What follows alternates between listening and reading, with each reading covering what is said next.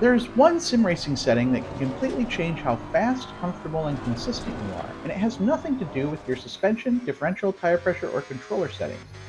It's your camera. In the F1 games, I normally drive using the TV pod. In games like Rennsport, Assetto Corsa, WRC, or Project Motor Racing, I use some variation of the dash, roof, or hood camera. I do that for one very specific reason.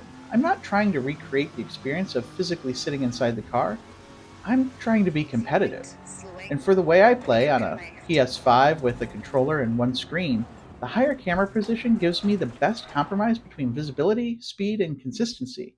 And today, I'm going to explain why. Before we get into this, I'm not saying that cockpit camera is wrong, and I'm not going to say that the chase camera is wrong either. I'll definitely not say that everyone should be copying the same camera settings that I use. Camera position, it's, well, personal, and some people want the most immersive experience possible.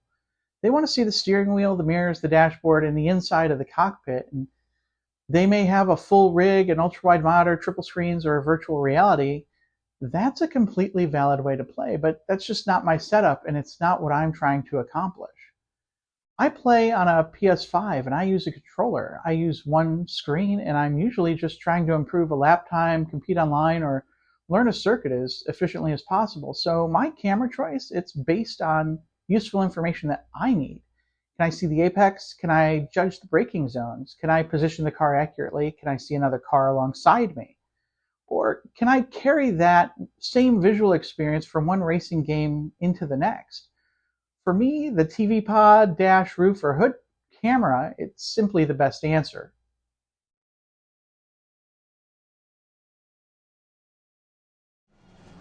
Cockpit camera is obviously the closest representation of where the real driver sits, but on a single screen, that realism comes with compromises. A significant percentage of the screen can be occupied by the inside of the car. You may have the steering wheel taking up space at the bottom, you may have windshield pillars on both sides. In an F1 car, you have the halo. In a GT car, you have a large dashboard, a roll cage, and a narrow windshield. All those things are realistic, but they aren't necessarily useful to me. I already have a real controller in my hands. I don't need to see another steering wheel moving on my screen.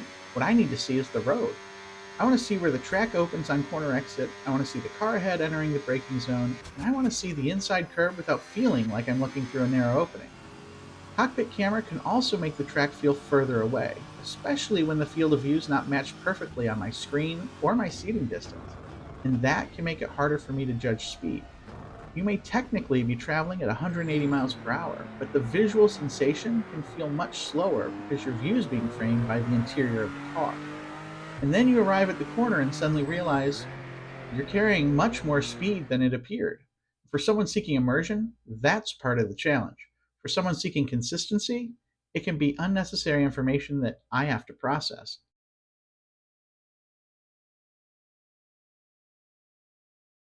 My platform also affects this decision. As I said, I play on a PlayStation 5, so my normal setup, it's a single screen. I'm not building my view around a triple screen system that wraps around my seating position. And with three properly configured screens, cockpit camera makes much more sense. You can have the center screen showing the road ahead, while the side screens provide your peripheral vision. You can see cars beside you, look further into the corners. You can create a field of view that feels much closer to sitting inside an actual car. And on one screen, I have to fit all that useful visual information into one rectangle. And that means every part of the screen matters. So moving the camera higher and slightly farther forward, it gives me more track and less interior. It lets me see further into the corner while giving me enough of the car to understand its position on the track. And that's why I consider these views a compromise, but a very good compromise. I'm giving up some cockpit realism, but I am gaining a lot of valuable information. And the information, it helps me drive faster.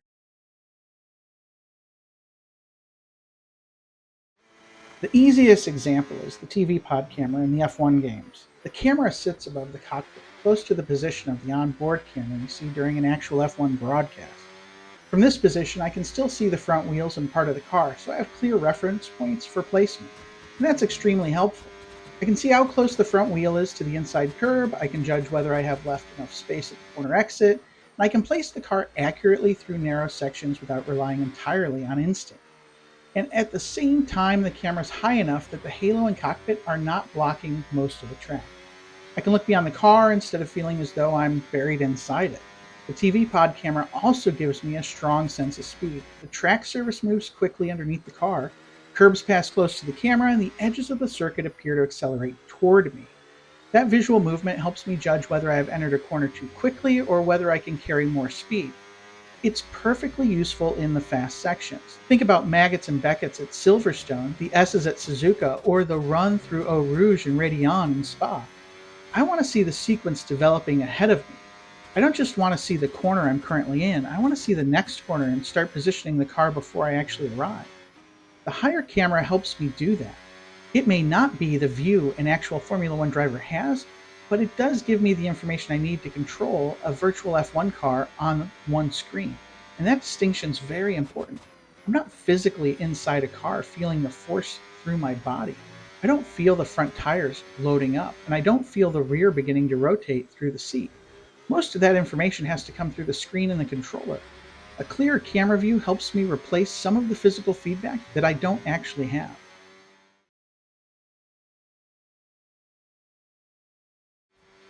The difficult part is that every racing game handles cameras differently. There's no universal TV pod camera. So when I move between Rennsport, ACC, WRC, or Project Motor Racing, I look for the closest equivalent. And that might be a dash view or a roof view, might be called hood, bonnet, or something slightly different. The name's not really the important part. What I'm trying to do is recreate the same basic visual relationship between three things: the horizon, the front of the car, and the track. And in Rennsport, for example, I want a camera that lets me see over the front of the BMW M4 without having most of the interior filling the screen. In ACC, the dash style view can give me a clean look through the windshield while removing the animated steering wheel and much of the cockpit. And then in WRC, the hood or bonnet camera gives me an unobstructed view of the road and helps me react to the rapid changes in direction, elevation, and surface. While in Project Motor Racing, I again look for the camera that puts my eye line in approximately the same place relative to the track. It will never match perfectly. A Formula One car, a GT3 car, a rally car have completely different shapes. The cameras are positioned differently, and every game uses different field of view values. But I'm not really trying to match the exact number. I'm trying to create the same feeling. I want the horizon at a familiar height, and I want a small part of the vehicle visible as a positioning reference. I want as much useful track information as possible.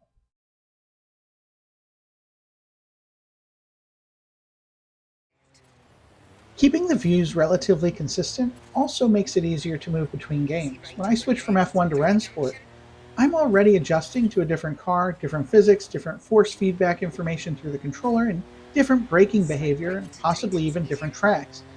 I don't also want to completely change my visual perspective. Imagine spending several hours driving from a high TV pod position and then switching to a low cockpit camera where the road suddenly looks narrow and the apex, it's just at a different point on the screen.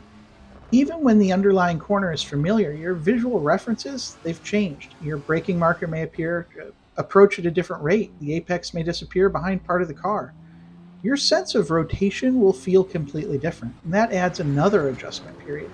By maintaining a similar camera height and field of view, I can reduce that transition time. My eyes know where to look, and I know approximately where the front of the car is. I know how quickly a braking marker should grow as I approach it, and I can spend more time learning the behavior of the car instead of relearning how to interpret the screen. Consistency creates familiarity, and familiarity creates confidence.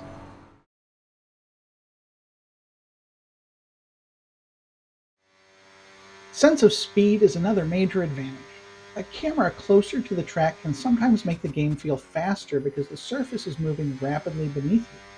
But if the camera is too low or surrounded by cockpit detail, it can also become difficult to see what's coming next. The TV pod and roof style views give me a useful middle ground. I still see the track moving beneath the car, and I still see the curbs and barriers rushing past. But I also have enough height to look ahead. The balance matters because driving quickly is not just about reacting to what's directly in front of you. The faster you go, the farther ahead you need to look. And when I'm approaching a corner, I want my eyes moving from the braking marker to the turn-in point, then to the apex, and finally toward the exit. A higher, cleaner camera makes that visual sequence easier. It makes the speed feel immediate without making the track unreadable.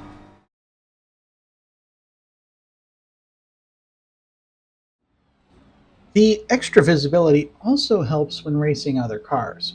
On one screen, spatial awareness is always going to be limited compared with triple screens or virtual reality. I cannot physically turn my head and look through a side window.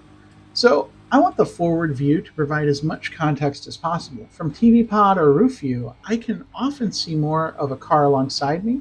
I can see the nose appearing beside my rear wheel or the top of the car moving into my peripheral vision. When I'm following another driver, I can see beyond their car a lot easier. That helps me identify braking markers instead of simply reacting when their brake lights come on. It also makes it easier to see incidents developing ahead.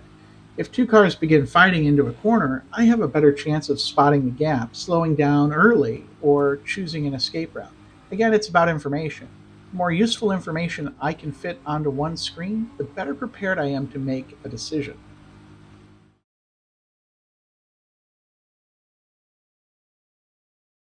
Now, there are trade offs.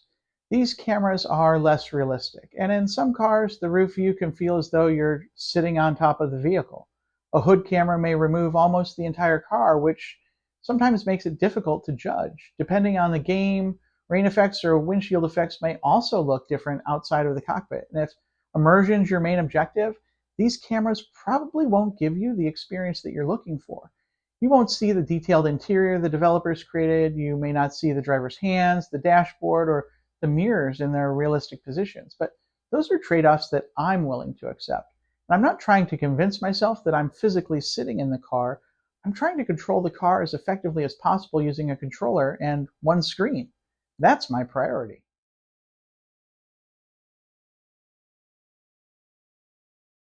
The camera you use does not make you more or less of a sim racer. Cockpit camera is not automatically more legitimate because it's realistic. TV pod's not automatically better because esports drivers use it in F1. The best camera is the one that supports what you're trying to accomplish in your racing. My goal, it's competitiveness. I play on a PlayStation 5 with a controller and a single screen. I want a strong sense of speed, a useful field of view, and clear references for placing the car on the track. And that's why I use TV Pod in the F1 games or dash roof or hood view in games like Rennsport, ACC, or WRC. Most importantly, I try to keep the perspective consistent across every game that I play. It reduces my adjustment period between games, it helps me build familiar visual references, and it lets me focus on learning the car and the circuit instead of relearning how to look for and respond to the track. It's not the most immersive option, but for my setup and the way that I race, it's the most effective compromise.